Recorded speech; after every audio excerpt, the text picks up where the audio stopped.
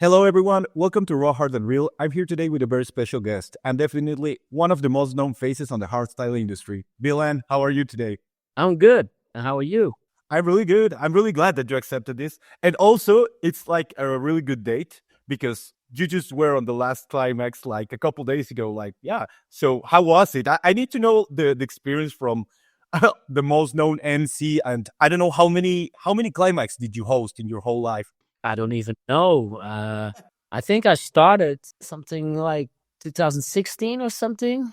Um, when I took it over from Ruffian, I think. And yeah, a few times before I had some appearances, like, but just for one set. I think it was 2015 that I had just a set with, I think, with Wild Stars, and then 2016, I think, but I didn't even count anymore. So yeah. And how was it? Because this one was the last one, which I guess it was very emotional for you. Yeah, it was weird. Yeah, it was a mixed feeling of a lot of things. Yeah, it's like saying goodbye to yeah, to someone dear to you. Like again, yeah, you're never gonna see each other again. So yeah, it felt so weird, but as well at the same time, it was such a beautiful night, and the chemistry with the crowd and the DJs and the show, and yeah, you really felt it in the dome. And yeah, with all those yeah, with the music, it was really like, it was an old school vibe, the first half of the night, and that really well to the night. Yeah. And by the way, which one has been your favorite one? I mean, I know that this one is probably the most emotional because it was the last one. But Yeah. if you take this one apart from all the other climaxes that you were in, which one do you think that was the best one? Ooh, yeah, that's almost hard to say, Yeah. I think all of them were, yeah, this may be like yeah, a correct answer or something, but yeah, all of them had something unique and something special. And but as well, I think the most memorable one that in my vision, is the one that Project One came again, to really pick one. Then maybe that one would be like really like, because everybody was like waiting for that. And yeah, that was really magical. Okay. Yeah. And everyone is still waiting for it. Well, yes, it's not gonna happen anymore, but again, again, they are waiting for them. Yeah, absolutely. Yeah, yeah. I know, I know. Yeah. Actually, I thought that this might be like the perfect time, but still no Project One at Climax. And it was the last opportunity. Who knows? The future. Anything can still happen. Who knows? Who knows? Yeah, yeah, that's true. Okay, so now I want to talk a little bit about your story. I don't know, did you decide at first to become an MC or it was, I don't know, something that just came up during your career? Because I also know that you produce and you're a DJ as well, right? Yeah. Yeah, I started as a DJ, because at first, of course, I was a raver inspired by Club Tempo, and yeah, the Q dance sound in 2000. Um, uh, and then yeah, I just bought my first turntables, and it was really like, yeah, in those times it was just like playing around, and it was still the vinyl age. So I needed to get my vinyls everywhere around the country. And there was one, I know DJ Pavo worked in Haarlem. So, and I knew that he was always working on Friday. So I always went on Friday to Haarlem with the train, and, to talk to Pavo, of course, and of course, having the newest tracks out there. Yeah, and that way I was just hobbying, I was just playing around, and in my bedroom. And then I think a year after that or something, I had the opportunity to play in a disco in my hometown. And yeah, they gave me an opportunity to play that sound. It wasn't hardstyle yet, because the name wasn't being created yet, so it was just, they just, yeah, called it like hard dance, like was a general name for it. Um and then yeah, that was a kind of like a big success. And in those sets that I did, I always grabbed the mic, and that was, in that time, it was in discos, it was no, not a lot of DJs did that. And from there came the whole miking thing actually. Okay, and when it started to become like a more regular thing for Well, the thing was when my nights there were kind of like a success. The owner of the place spoke to me, and he said like because I was told yeah maybe we could do something with the bigger names of these sounds, you know, like Techno Boy, Pavo, Dana, Luna, and then he created a night that we could do that in the bigger area of the club. And then I think at the first we had like like a Dana or something, and that blew up, you know, with a lot of people came, and it was a big success. But yeah, at the parties, at the Scooters parties, of course, there was always an MC that announced the DJ. So I started doing that as well when the bigger artists came, you know. So and I did that a lot of times, but just in that club. And one day there was like an agent came along with one of the I think it was Pavo who was playing at night, and an agent joined him, and she came up to me and said, "Hey, you know, do you only work here?" Blah blah blah. Yeah, yeah. And then she came in contact with the owner of the place, and then I think a week later, she phoned me up and said like, "Hey, maybe I can put you at the Matrix in Nijmegen. It's a bigger club, and we were searching for a young guy." And I said, "Okay, yeah, why not? You know, of course." I never thought about it like that. Yeah, because I was DJing, you know, so, and MCing was just an extra thing. So, and I said, okay, that's cool, you know, let's go for it. And when I did that night, and I really thought like, hey, there's something more here to be done. And yeah, I started working a little bit on my skills on the mic, and trying to be improving myself. And then soon after that, I get the opportunity to host Decibel Outdoor, and that was my really big thing at that point. And after Decibel, that agency offered me a contract, and that's a funny story because in that period, I didn't have the name Villain yet. Okay, what was her name? Yeah, the club where I always played, they created a name for me first because I just came from my bedroom as a bedroom DJ. Look, they needed to have a flyer, and I said, I don't have a name. And they just made up a name, and it was Little Mike. Little Mike, yeah. That's probably funny, and I still remember when I had this meeting with the bookings agency to sign my contract, and they said they had all these big guys there, you know, like okay, sir, let's sign. And I said, yeah, okay, I know, but there's one thing that I maybe want to change. And they look at each other like, oh, what? Is it my name? And there was silence. Like everybody was looking at each other like, what?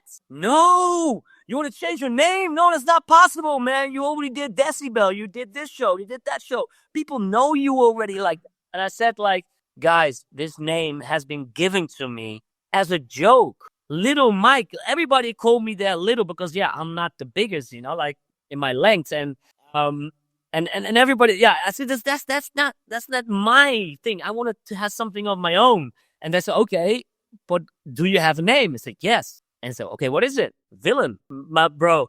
Everybody was like, no, Little Mike is way better. No. Yeah, sorry guys, but this is really something that I really want to change. And yeah, lucky, now looking back, I did it. And yeah, and from that day on, it was Villain. I mean, it's funny. It's actually like a really like a tagline from Lil Mike to Villain. It's nice. Yeah, I mean, yeah, exactly. So I'm very happy that because I was still 18 years old, you know, and you gotta you gotta picture yourself that you are looking up to that bookings agency and that you have this opportunity. You're very grateful, and you see all those grown-up guys, you know, like older guys that are the boss there. And yeah, me as an 18 years old speaking up like, guys, I want to change my name. That was not in their, yeah, you know, they were not, yeah, they didn't like that at all. No, but I think that it was a good change. I mean, I'm pretty sure that things would be different if your name stayed like Little Mike. It's not like Of it's course, I don't know. everything you get used to, but I think as well branding wise, like merchandise, I think Villain is a very Exactly. good, not too big, but small, just like Nike or something. Nike, Yeah. Villain. It's like a good brand name. So yeah, I'm happy that yeah that I went for it. So yeah. Yeah. So then you can say that life pushed you to be an MC. And for example, what happened with at first you were just DJing. So what happened with that? I mean, I do know that you still do that, but did you like separate those parts? And how did you handle this, or did you So, just say like, okay, at some point, I thought like uh it's all or nothing, and I knew that I needed to do. I had this opportunity, in this hosting emceeing thing, and I saw it, and I saw that there was a market for it, and not everybody was doing that. And I, of course, even in those times, there were a lot of DJs, that wanted to be the next thing, and I thought like, okay, Mike, either way, you go straight full on this emceeing, hosting and stuff, and you just see later what you're gonna do with DJing or maybe on the sides, blah, blah. So I just cut it and I said like, okay, I'm only gonna do emceeing at the moment because I wanted to get better. I really thought that I wasn't there yet at all, and I wanted to learn. And yeah, and at some points, if you really want to focus on something or you want to dedicate yourself to it, then you need to, cut ties with other stuff. And I think that was the DJ thing. So I put that away a little bit and I focused myself more on hosting parties. okay. But still nowadays, some from time to time, you're Yeah. still DJing at some events, right? Yeah. I think next week I'm still doing a DJ set in Germany. A few weeks later, I'm doing a DJ set. I think Hard Mission is coming. So yeah, sometimes people know that they can book me, and yeah, who knows in the future, if yeah, uh, of course, I already did so many things with hosting and emceeing. So maybe the future holds that yeah, I focus more on DJing as well. And for example, what about producing? Yeah. Have you? I mean, you also have been a producer in some songs, right? Yeah. Yeah. Okay. And what about that part? Do you like that part? Do you want to be more involved into that? I don't know. Like, for example, for me, Yeah. I'm sorry, but for me, it's a little bit, I don't know, complicated to guess if you were just like an MC on the song, or if you produced the song, if you were co-producing the song. I mean, unless that you are the only one, the only name on the song, then I know that it's you. But how do you separate that? Like, I don't know. No, yeah, no. I'm always at this point. Of course, I do more with the voice, but even that, and I help out with because it all starts. A song normally starts with a vocal, and that vocal need to have some grounds. And normally, I create those, and I send those voices to you know to other producers and see if they like it, yes or no.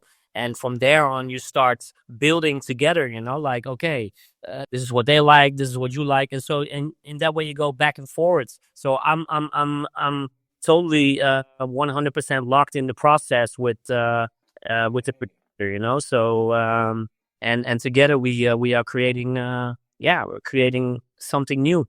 Okay, so then on every song that you have been giving your vocals, you have been part of the process. Because, for example, I know top liners that they are literally just asked to put the voice and the lyrics on the song, but they are not involved in any of the process. But I didn't know that, so you're always there. I'm always involved. Yeah, absolutely. I never send just a vocal and like, okay, do what you want. No, no, no. For instance, together with Ruler, I had this idea to create like a Hammer Time song, and he had some was it like some ideas as well, and I thought like, yeah, maybe it needs to be something like this, and I came with some ideas, and then we started building the track together, and then it was really fast how we created that track, because I had the vision like, yeah, it needs to sound more like, yeah, hammers, it needs to be like a hammer kind of sound. So from that on, I think in 1 week or something, we built the track together. So yeah, and sometimes, like with Diblo Canestefan or something, I have this vocal, and then when it's really good enough and they are really inspired, then because they are very very fast with stuff, and they create already like a whole song in just 1 day or something, so Wow. and then it's so good, and then you think, oh, I don't have to touch it anymore, yeah, it depends, it depends how stuff goes. Okay. And for example, which have been your favorite tracks? My favorite tracks. Yeah. Like the ones that you have been involved in. Your Cool. tracks that you have produced. I think every era has an important track for you as an artist that you think like, hey, this track did a lot for me, or helped with my success. So yeah, to point out one really track or something is really hard to say, because of course there's a lot of tracks that have kind of like an emotional attached feeling to. So of course it started off with Keep It Coming. That was the first track for me, together with Diblo Canestefan, that where you really felt, okay, we created a hit, that feeling that everybody was screaming along with the vocals, and yeah, people went crazy when we played that track. That's a magical feeling. So yeah, Keep It Coming was the first, but then of course after that you had like Part of the Heart did very well with Diblo Canestefan. Same thing, everybody was screaming on the vocals. It was a big hit. And then you had Sound of Thunder, did a lot for me as well, and the boys. And to say after that, yeah, you maybe you go through the World Is Mine from Audio Tricks. That is a really important track. And One with Sound Rush was very important, and did very well. And of course, yeah, the harder side, it was like Hammer Time did a lot for me, So to connect with the newer generation. So yeah, so every era has a certain track that it has its importance for you as an artist to grow. So Okay. And for example, not thinking about the importance that it has had, like on your personal, on your professional life, but mostly on a personal perspective. I don't know if there are some songs that weren't like as important as you would have hoped, but they were like really really special for you. like track wise, Yeah. ooh, damn. Then I really, that's a trick question. I really need to look up on Spotify or something. Maybe I have one of those tracks that I really thought like, hey, For example, did you know something? Trouble or something. I think Trouble. Let me check, Gary. Yeah, I don't know. Yeah. If you let me check. Yeah. For example, a really important song that I don't know made me didn't go crazy during COVID was actually Monday Go Fuck Yourself. I don't know why, but that song, I really love that one, and it made me like, I don't know, But the track I had this energy. the track did very well. Yeah. So Yeah. and you said like, yeah, a track that you expected more from, but never. Yeah. Yeah. Maybe I think Trouble with Diblo Canestefan. I really thought. But maybe it was because of COVID as well that it didn't transcend in some way, because we had that track and we played it, I think, for the first time at Climax that year, and I think a month later COVID started and we still needed to release the track, and we did it at the beginning of COVID, and in some way, yeah, people were already I don't know, it was maybe just because of that or something, but I expected more from the track, and I really love it, the vocal and everything. But yeah, that's of course my point of view. And who has been like your favorite artist to work with? Iblo and Estefan? Yeah, of course. But there's a lot of um, Yeah. yeah. No, I live with Headhunters. So I have a special bond with him. We broke an Esteban, of course, because I created my first hits with them, and they with me. And Wild Styles, of course, because we traveled so much together. We did so many shows together. But as well, Randy, that has been in my life for since day one almost, as well. So there's so much history, and some of those artists really have a special bond, and yeah, uh, I think I can say about them that they're very close. Okay. And now I want to talk a little bit more about the festivals. Which has been the most special festival that you have ever been to, that you have hosted, of course? And you cannot say this climax just because it just happened.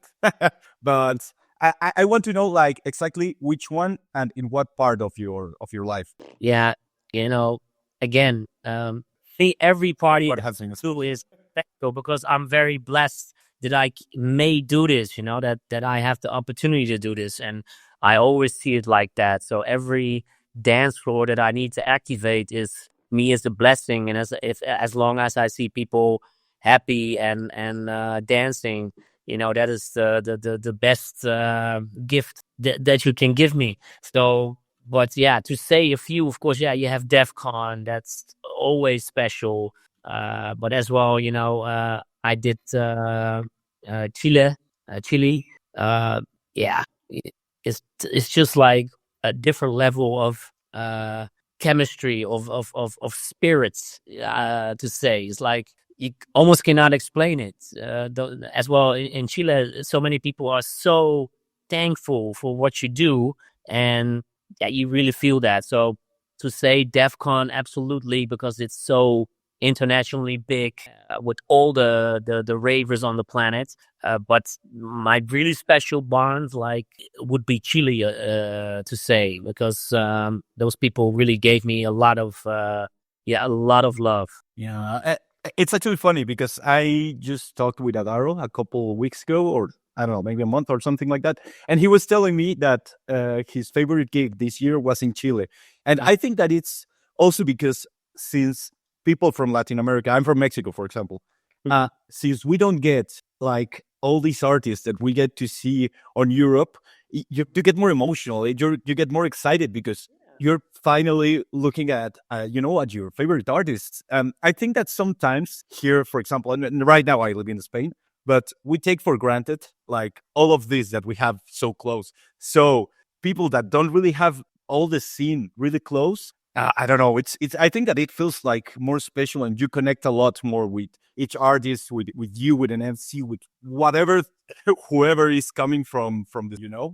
Yeah, but I think as well, it's like South America is as well as Mexico. It's like Yeah. the culture and the gap between rich and poor is so big that people live so differently than us. We are so used to a lot of, like, yeah, for us it's normal things, but in those countries, not for everybody that is normal.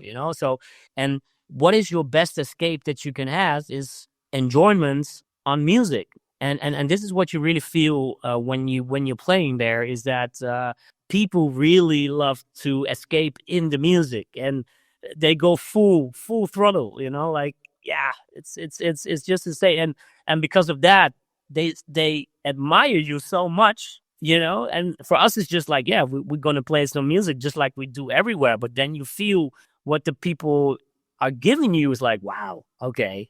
Yeah, then you feel kind of like special. You're like, well, okay, wow, thank you so much, and I'm very grateful. Yeah, for that as well, for the for the Chilenos, and of course, I think all the South American countries. Yeah, it's just great. It's just great. But I have a very special and tight bond with the Chilenos. Yeah, I also think you said something that it's also true. And since there's like a huge difference between like the rich and the poor, a lot of the people there actually struggle to go to festivals or to go Yeah, to these kind of events, and I know. they have to save money like for a really long time just to go. So it's yeah, I think it's different. I mean, it's a special, of course, and it's more special for people from as me from these countries, which the I don't know the economy is completely different, Yeah. and I don't know, it makes it like really special.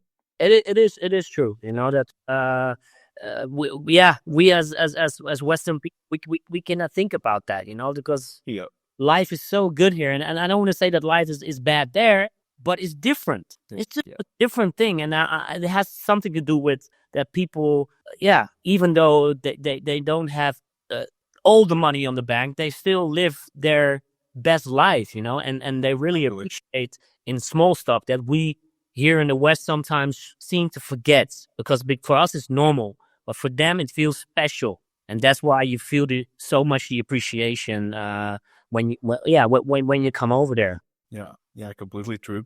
Yeah, Yeah, I also wanted to ask you, what festival do you think that is the most underrated? underrated. Ooh, uh, true. For example, I met you. I actually have a picture, and it was a Drop Zone, and I think that that festival is quite nice. And it's not. I mean, it's known, but it's not like this huge, massive festival. But it has like all the bigger artists there. Yeah. Drop Zone could be a good answer, but so many others as well. You know, you have Sanaduri now in Sweden that is really doing good. But yeah, they're doing good for the Swedish crowd. But I think you know we can really build that out to a bigger thing. You know, and we're trying to do that. Um, but maybe yeah, like a Sanaduri is a good name to name. Um, yeah. And beside that, yeah, it's hard, but I think yeah, Drop Zone could be one of them. Sonoduri, and maybe yes, yeah, I forgot some other names, but yeah, it's hard to. You have so many parties. Maybe Yeah, in Switzerland as well. You have the guys that do Relevate Festival outdoor. Those guys are really like the promoter is they really love hardstyle, you know, and it's a really like warm little hardstyle family, and I think they yeah you know it's like the festival what they do is good, but they I think they still need the next step, you know, and I truly think that they deserve that next step because they work so hard to and they given so much already for these events that I really think yeah they need to earn more. and for example, your favorite crowd? Yeah, Lichile. Always, yeah. I don't want it to, you know, every crowd that I play for is for me next level. You know, I'm in this business for over 20 years, and some people say, "Yeah, you get used to it." No, I don't get used to it. I don't want to get used to it because I know that what I do is not normal. Yeah, you know, it's not a job. I don't see it as a job. It's for me, it's a hobby, and I have the privilege to do it. And I every time when it doesn't matter if it's a small stage, big stage, I give 1,000%, and I always want to let the people feel that I appreciate them, you know, and that I'm very thankful, and that's how I'm always pretty approachable, you know, like for Yeah. people. I always jump off the stage, touch the people, party with them, do some Jägermeister shots, you know, doing whatever foolish game, the Croco, you know, trying to let them know that I really appreciate and for what the people are giving me. And still, after 20 years or 22 years, actually, I see it every gig like that. Every gig for me is special, and every crowd I'm very appreciated. But to say one crowd that stole my heart really is the Chilenos. Okay, and the Spanish crowd. You have to say that as well. Of course. ¿Qué pasa, Peña? Hey. Perfect. Yeah. And by the way, don't you get like super tired during festivals? Because I don't know, it's like a really long time without breaks. And I don't know, how do you if you feel, I don't know, if you have like a stomach ache or something and you need to go to the bathroom or whatever, like that something like that has happened to you. I mean, on so many festivals and events, I guess that it has happened to you. But how do you handle it? Because I don't know, how many times do you even go to the bathroom on a festival? I don't know. Nobody.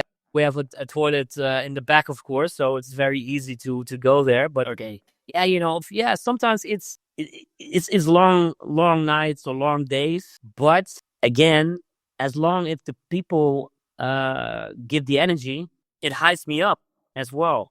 So I don't feel getting too tired or getting exhausted. But as yeah, I feed the people and they feed me back again. So in that way, like a DEF CON or something that's 4 days. Yeah, it feels like just normal or something. So really getting tired is it's for me it's all doable. Yeah. And how do you prepare yourself like for each set? Or do you prepare, I don't know, some ideas, phrases, or what are you going to say? Do you think that beforehand? Or you're just there at the moment and then you just, I Yeah, know. like gigs like Climax, yeah, I do a little preparation, but more in the biblical because I need to talk biblical sometimes. That's because that's the team, biblical languages and so yeah, I do my homework a little bit, but for the rest, no, it just comes and it's just like a rapper, that is raps Yeah. and he has all this like you have been learning for so many years that's yeah you have a pattern in your way of how you speak and how you use your words and but no, it's like a DEF CON or something. I don't prepare that. It's just I go in and I just feel the moment, I feel the vibe, and this is where I make my stories. By the way, about talking about DEF CON, which has been your favorite stage? Just a stage. I'm not going to ask that your favorite DEF CON. My favorite stage. Boah, let me check. If I don't forget one or something. I think the one with the bird or not? Was it the With the bird? wings? Huh? I don't know. The one with the wings or? Yeah, with the wings. Yeah. I don't know the name of it actually. On what year was it? 2022 or? Was it after Corona? Yeah, then I think the one which one where you're referring to. I think it was the one in 2022, like a phoenix or something like that. Yeah. That it was like really wide. Yeah, that one I like, Yeah. but yeah, maybe I forgetting something. That's called stages. Yeah, because sometimes it's just like okay, yeah, you had so many stages. Yeah, you had the Phoenix, that one. See it? Yeah. Let me check. Yeah, definitely. It's the one with Can I? I don't know if you can see it. Yeah, yeah, exactly. That's the one that I'm talking about. Yeah, that. Yeah, I think it was like after Corona or something. The first. And then it was 2022. Yeah. Yeah, right. Yeah, it needs to be the Path of the Warrior. Is it? Yeah, I'm looking if it's what. Let me check if it's. No, because Path of the Warrior was the last one, right? The samurai. I don't know. Yeah. Could be. It was 22. Definitely needs to be. Yeah, Yeah. I think. But anyway, the one with with the wings kind of feel, but it was not a bird, Yeah. but yeah. Yeah. Also, this one, the one from this year was amazing for me. I think it was at least like at the end show and everything, because since it had like all those elements, all these giants and statues and all the lights, I don't know. For me, the end show was amazing because I don't know, all the lights that it had was really, really awesome. Yeah, of course. When everything comes together and every year the show elements get crazier as well. Yeah, that's always amazing. That's always amazing. But stage design wise, yeah, was this one I was really impressed of. I thought like, wow, the colors and everything, this made me like, yeah, next level. Yeah. And besides DEF CON, which one would be your favorite festival, but to go as a guest, not as not hosting? Oh, it's hard to say. Yeah, of course, DEF CON, Mysteryland. I really like because there's more to do than only hardstyle. I like that as well to venture a little bit on the festivals and to walk around and see what kind of foolishness they came up with. Um, yeah, yeah, but yeah, DEF CON, yeah, it's easy, of course, but yeah, Okay. I cannot walk there. That's that's a little bit the thing, you know. If I walk on DEF CON and I'm constantly busy with talking with people, I don't mind. But you know, if you want to party, then you know you want to dance, then sometimes that is, yeah, it's a little hard. Yeah, I would guess so. So, do you like to party after the event? Yeah, of course. Yeah, I don't do that too often because yeah, normally I always do the party beginning till the end. Yeah, that's why I'm asking, because even if you like to do so, it's like you have to be there the whole time. Like it's not like a DJ that it's just gonna be playing for an hour and then he can just party. It's like, okay, I need to be here for the whole event. Yeah, normally it's like that. So yeah, it doesn't always occur that I can again party because then the party's already done. But when the party is still going, there's only always one guy that joins, and that's me. So so yeah, Yeah, yeah. Okay. And for example, here in Spain, I you have been in Madrid, right? In Fabric as yep, hosting. yeah. Yeah. How do you like it here? Amazing, amazing. Yeah, the Spanish crowd as well because of Chile, I learned some stage Spanish, you know, and I always do that as well in Spain, and really I really feel that people appreciate that, you know. So little words, so I always include that in when I'm in Spain as well. Yeah, and Spanish people are really warm as well from who as how they live their culture. So yeah, I really love coming to España, España. And yeah, actually, when any artist just speaks in Spanish, people go nuts. It's like I don't know why, but everyone goes nuts. Yeah, so I know a little bit of, yeah, and especially on stage because yeah, I did it so many times in Chile that I know some slangs, you know, so that I can use on stage what people really like. Yeah, give them extra fire. Hey, since you have been on so many festivals, I think that you are the perfect person to ask this. And what's the weirdest thing that you have seen on a rider? Don't tell me from who it was. I just want to know what was the weirdest thing that you have ever seen on a rider. Weirdest thing. Can I say a few or just one? Yeah. Of course. No, go ahead. As many as you want. Pokemon cards, It's underwear, underwear. Okay. underwear.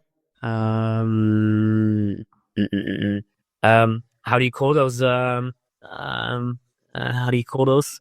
Those lottery cards. Yeah. You know, can win money and Scratch. Yeah. scratch. Yeah, yeah, exactly.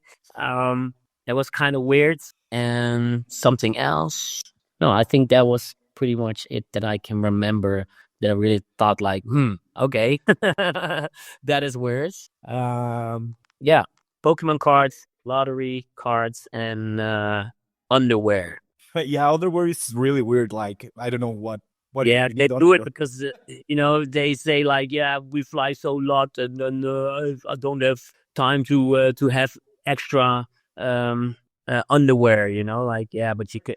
For me, it's just like okay, I travel a lot as well, but I don't have that problem, my friend. So yeah, just and if I don't have underwears, I clean them. Very easy. Yeah, exactly.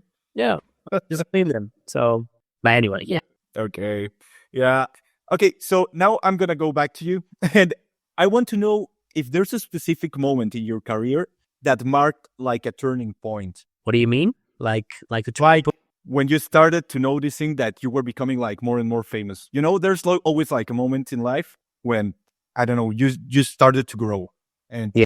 I don't know, you started to get more recognized and everything. Do you remember if there's like this turning point? Yeah, the Keep It Coming track in that period. That's what I said. That was our first track that you really felt like, hey, I'm going, I'm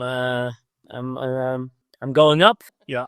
Yeah. yeah. Keep It Coming really was one of the first track that really gave you that feeling, and from there you just know like, hey, I'm in the picture at the moment. Yeah. Okay. What do you think that are the keys as an MC to connect with the crowd? Realness, I think. I think you really need to feel and appreciate and like the music, just like the people like, because the people come to the event for a reason to enjoy that music, and I need to feel the same as them, and in that way you can really transcend with those people on the dance floor, and I think that is very, very important, and if people feel that you are real or just, yeah, doing your trick, and I think that is the most important skill that you need to master. Okay. And what are the most weird or unexpected moments that you have ever had on a stage? Weird moments. Or unexpected, something that occurred that you were like, "What the fuck is going on here?" Yeah, a lot of things, positive, negative. What do you want to hear? I don't know, the most interesting ones or the first ones that come up to mind.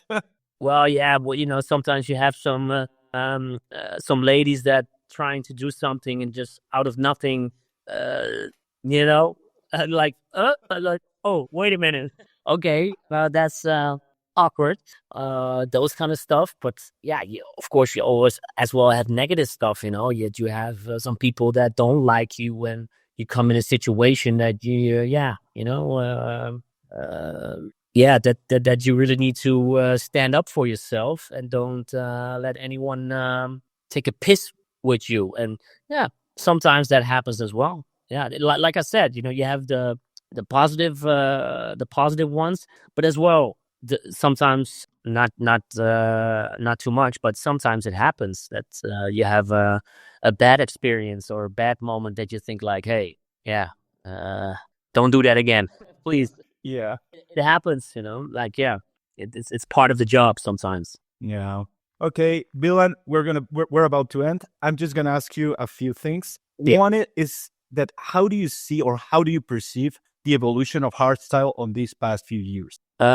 Yeah, it becomes harder and harder as well, but that's not only the thing, but I think in general right now it's a little bit too much of the same thing, and that bothers me a little bit. I always grew up with hardstyle with a diverse lineup, like, because we are there to represent all harder styles in dance music. That's how it's always been from day one. You always had the starter DJ that had his like warm up sounds, getting the crowd on the dance floor, and then as much as the night continued, then it becomes a little harder, and you don't see that too much anymore, and that's pretty for me yeah, a waste or something, because in that way you cannot educate the crowd with where the hardstyle is coming from. People really want to like only this or only that. Like, come on, man. There's so much other DJs that do good stuff, but why only the same thing? Like, you come on the festival and then only that, only that. Okay, kind of boring. Sounds to me kind of boring, but yeah, for kids nowadays, sometimes that is the way they do it. Yeah, I don't know. For example, I'm thinking about myself, but whenever I go to DEF CON, what I do like is that all these different stages with different type of music, and like changing from time to time and listening to different. I mean, under the hard genre, but still listening to different kinds of music. So I don't know. That's what I like. I think that some of the genres that the harder ones that have come up on the latest years, well, or that not that came, but that been like pretty popular. Those are the ones, the harder ones that are just like, I don't know, that people are just going to see that kind of or that type of genre. Yeah, that's what I'm trying to explain. You see that more often right now. That's and as well, if you have promoters that feed that as well, there are the promoters that don't have the balls to put a lineup out there that really is a wider lineup in the hardest styles of dance music, and not just like, okay, let's start off with this hard DJ, and then it's one straight line the whole night. So, yeah, in my opinion, that is a really waste, and that way, it's not really doing something good for the genre itself, because there, the hardest styles of dance music. There are so many artists in there, um, and everybody needs to have a piece of the cake. And I think it's a really waste that nowadays kids are only like looking like this, like only in their box. And if it's a little bit outside the box, no, it's not cool. It's yeah, they have names for it, and yeah, that's pretty yeah, uh pity to say. Yeah, yeah, But who knows? yeah. I mean, here in Spain, it's different because actually, at most of the parties, still, they tend to go to the harder side of the genres, but still, they try to mix it up. Still like starting with a hardstyle artist, then going up until up tempo, but going through raw, hardcore, millennium. Like all this kind of stuff. So I think that at least here, there's variety, and it's still like that way. So I Yeah, think I, that's I think so. Like you, I saw that as well at the Fabric and stuff. It's like you can easily have like a hardcore act, and then after a hardcore act, you have a hardstyle act again. Like yeah, like I said, I like that, and that keeps the variety in the night. Like yeah, it keeps the wave going, and instead of like only like a flat line is the whole night. Same shit, same tricks, same this, same that. Yeah, I really don't like that. But yeah, it's the in thing at the moment apparently, and hopefully, who knows, time will change again. Yeah, because I think those harder parties, yeah, there is like a roof for it, and then it happened in the '90s as well with the hardcore in the '90s. It was early rave, and then early rave became harder and harder and more and faster and more terror and more this, and then it crashed, and people were searching again to rave again, just to rave, and then the BPM slowed down, and then Q dance came with old school, with hard trance, with the Italian sound of course Cristiano and Tune Boy, and this is where hardstyle came from. Just a lower BPM again. It was a little mix of everything, because people just wanted to rave and not just like the whole night lose their shit in one straight line. Like no. yeah.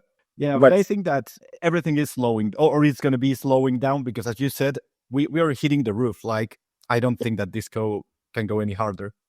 no, and eventually, like people will get bored of that, and then they're gonna search for something else, or a newer generation is gonna search for something else. If you see what is happening in the techno scene right now, the hard techno, that is a sign already, and it's a shame, of course, that they took our style a little bit, because that's what it is. It's just early hardstyle what they play, almost like the sound that we did in 2000, 2001, 2002, 2003. They are basically stealing like elements of that. But you can see that there's a lot of young kids that just want to rave. Yeah. And not constantly like, okay, now needs to be a hardcore kick, No, it's cool, but if you do that the whole night, there's no surprise anymore. Yeah. If you know what I mean. I think the same. Yeah. Yeah. For instance, I love like a Sapphire or something. I love what the guy is doing. But can I listen to him the whole day? No, man. No. Then it becomes boring. But I love that he always closed down sometimes. Like a lot of times the hardstyle stage. I love it because it's a different thing that he is serving at that point. It's not hardstyle. No, it's Sapphire style. It's so. It's so different, and that it fits perfectly. But to have that from start to finish, no, it becomes boring. Yeah. It becomes boring. Yeah, I completely agree with you. I think the same. Yeah, it's the same. It's the same if you have like a euphoric DJ or something, and then the whole night only that. Yeah, it's boring. Like what the fuck. Yeah, Yes. I want to have one set like to bang as well. Well, let's go, and not in a straight line. So that's a little bit my my 10 cents on this story. Yeah, we need some variety. We absolutely bring it back. Yeah. Okay, Bilan. Now I'm just gonna ask you two more questions, fast questions, but Yeah. advice. What advice would you give to new artists that are trying to get into the scene? Again, be real and have patience. To really and hang on before, because for some people it goes very quickly, and those are the lucky ones. But for some people, it takes time. So don't lose faith in that, and as well, don't see it as work. See it as a hobby. Because, for instance, if you are just a factory worker, you work Monday till Friday, a boring job, and then maybe on Wednesday you go out to play soccer with friends, and on the field. This is your passion. This is where, and then on the Saturday, you're going to play the match. This is where the passion comes from, and you want to keep on doing that. And I think this becoming an artist or a DJ or whatever as well, you need to have the passion without even getting popular, and you need to drive that passion. And as long if you have the persistence, then I think only good things come from that. Even though, maybe it's not, you will not be the next headhunters or something, but as long as you stay true and real to that, or you will always get something back from it. And I think sometimes we live in a generation that kids think like TikTok. Oh, like 50 seconds. I need to be famous now. Oh, how can I become a millionaire? Oh, I want the money next week. This is the generation that we live in, and I would say, yes, for some artists, they have the luck or whatever, that everything goes very fast. But some, persistence. You need persistence to fulfill your goal. So it takes time. And in that time, you need to enjoy your hobby, enjoy your passion, and that passion is the music. And I think if you hold on to that, only good things come out of that. I agree. Okay, so now I'm gonna ask you the last question, and is how would you like to be remembered in the hardstyle industry? I want to be remembered with the quote that I did in one of my songs, and that is, I'm a hardstyle lover till the day that I die. And I think that is my quote to the scene, because I think I will never do something else, if you know what I mean. Like, I will always be attached in my job to hardstyle. It's not like I can do something else, because sometimes I get the questions, like, you never thought about doing another genre or something? No, and it will never happen. No, because this is who I am for real, and that's why the quote, "I'm a hardstyle lover till the day that I die." I will always keep it positive. I will always put positive energy in this music until I can't anymore. And that's how I want to be remembered. Okay, perfect. Bilan, thanks a lot. I'm just going to ask you a quick question. Yeah. What song do you think is going to be the best song of the year? The best song of the year? Yeah. Ooh. That's hard. I didn't even thought about that. Like, because sometimes I'm mixed up with, like, oh, that track is already from 2023, not 2024. I really don't know. I think that Headhunters is going to be on a streak, and probably he's going to get another one with one release and best track of the year. Who knows? But yeah, I don't know. Not everybody's going to play that track. So no. I think that most of the artists are not going to play that track, but it's still an amazing track. I think it's a track. Yeah, it is an amazing track. Yeah, absolutely. So, but I'm just thinking about something that I heard this year that I really thought, like, that is, it's hard. I didn't even did my homework in that at this point, because I just saw that Q Dance announced the top 100s. I saw it like 10 minutes before we started. Yeah. You received the email. Yeah. So I thought, like, Oh, I didn't even stop out there. Yeah. But, like sometimes I need to go through tracks. I really think, yeah, that track really this year really stand out. No, yeah, I owe you one. I owe you one. I actually asked this question because I received the email. So it was like, okay, I was watching it. Okay, I need to ask you this. Yeah. But for me, it's the same. I wouldn't really know. Like, if I had to choose one, I don't know. Maybe I love Robot Revolution. I think it was amazing. It's an amazing song. It's different. It's like more like a rock hardstyle song, which I love because I also rock and metal. So I don't know. It's gonna be tough.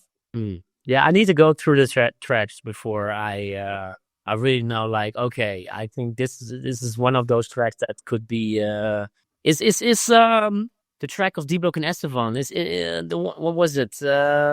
Fire is, but it's like I said, maybe it's already from 2000. Yeah.